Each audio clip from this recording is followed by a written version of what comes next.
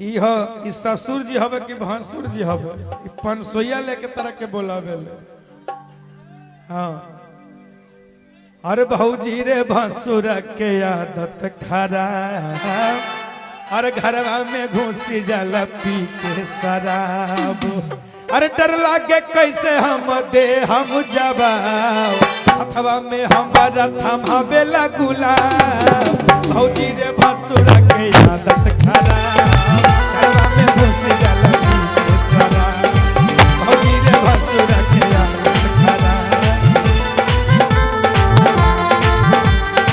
भौजी रे भसुर के आदत खराब, घरवा में घुसी जाला पी के शराब। डर लागे कैसे हमरा दे हम जवाब, हथवा में हमारा थमावेला गुलाब। भौजी रे भसुर के आदत खराब, डर लागे हम जाला पी के शराब।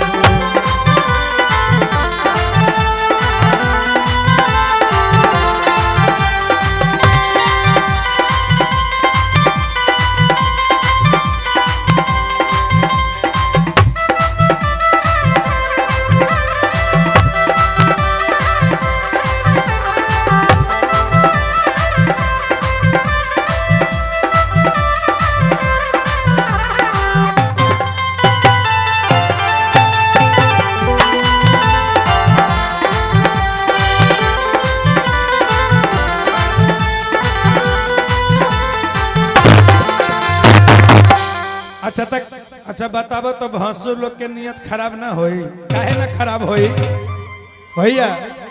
और पियावा रहे लंदन रोजे चंदन करेला, और पियावा रहे लंदन रोजे चंदन करेला। अक्का और लहंगा उठा के अभिनंदन करेला।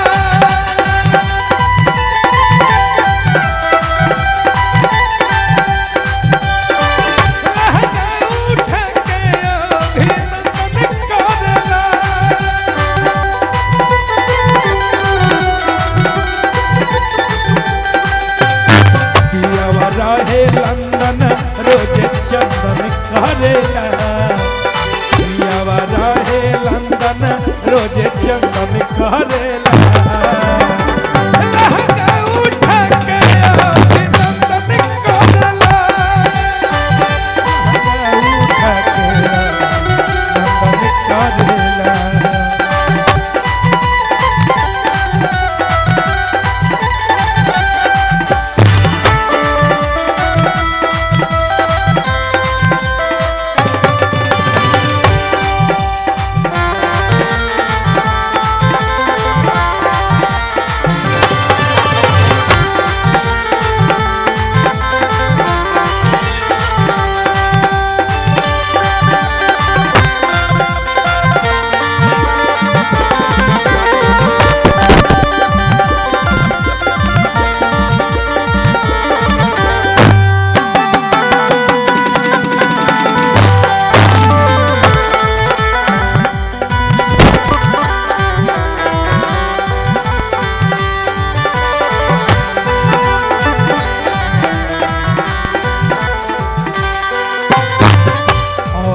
हमारे मुकेश यादव जी फुटोस के निवासी हैं, 100 रुपये बहुत बहुत धन्यवाद। ये गीत पर आयल बा के लहंगा उठा के अभिनंदन करे। कह तरीका कैसे बताई उनकर ऐसन भैया दतिया, कैसे बताई उनकर कैसे दतिया। सोते हरदम हमारा तरीक धतिया।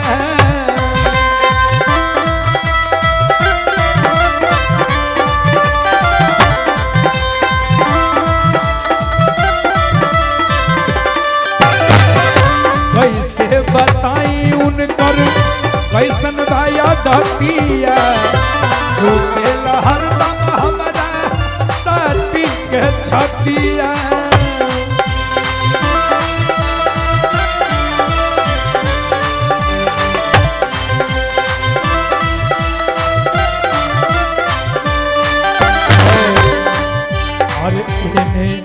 ओने हथावा धके धरेला ओने हथावा धके मन करेला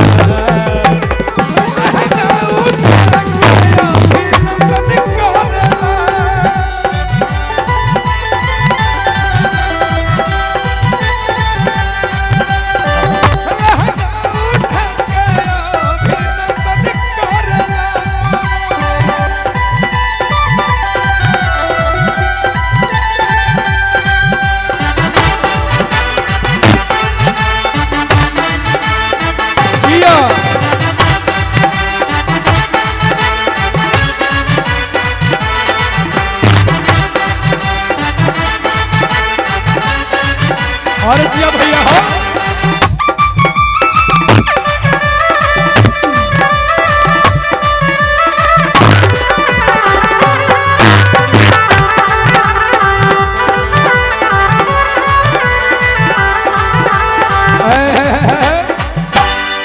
कतना नीमन गाना बजौले रहे जिया एकदम हरियाईल रहा नीम के पेड़ कतना नीमन गाना बजौले रहे और सूते न सूते देला रात भर जगावे कि सूते न सूते देला रात भर जगावे तने ना और दियारी बूता के मन जा हुआ और भीतर से मन जा हुआ